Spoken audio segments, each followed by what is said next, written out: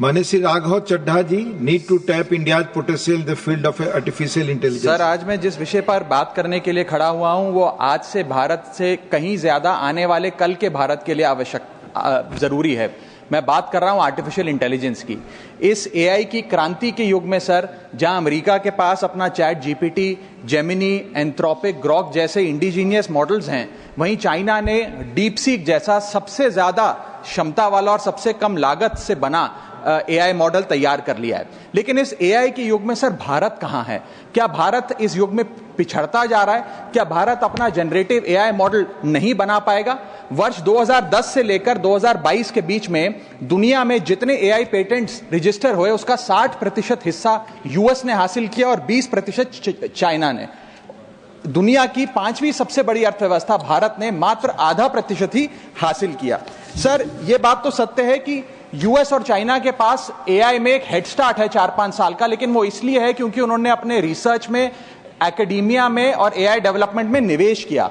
Sir, Bharat की बहुत बड़ी आबादी एआई के वर्कफोर्स का हिस्सा है। बताया जाता है कि एआई की कुल वर्कफोर्स का 15% हिस्सा भारतीयों से बनता है सर, जहां 4.5 लाख भारतीय एआई प्रोफेशनल्स के तौर पे फॉरेन कंट्रीज में काम कर रहे हैं।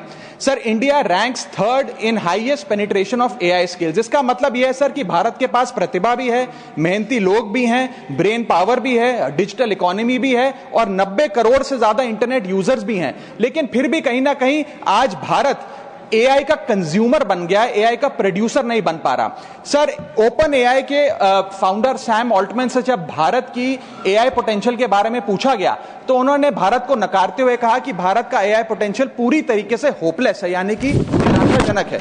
आज समय आ गया सर कि हम उन्हें जवाब दें और भारत इस एआई के युग में एआई प्रोड्यूसर बने, ना कि एआई कंज्यूमर। इसके लिए सर कई कदम उठाने होंगे। सबसे पहले हमें इंडिजीनियस एआई चिप्स बनाने होंगे, इंडिजीनियस चिप मैन्युफैक्चरिंग भारत में इजाद करनी होगी। इसी के साथ साथ सर हमें एक डेडिकेटेड एआई इंफ्रा फंड तैयार करना होगा, एआई रिसर्च ग्रांट्स देने होंगे, एआई टैक्स ब्रेक्स देने होंगे और टैलेंट माइग्रेशन रोकना होगा ताकि भारत का टॉप टियर एआई टैलेंट और देशों में जाकर काम ना करे बल्कि भारत में काम करे।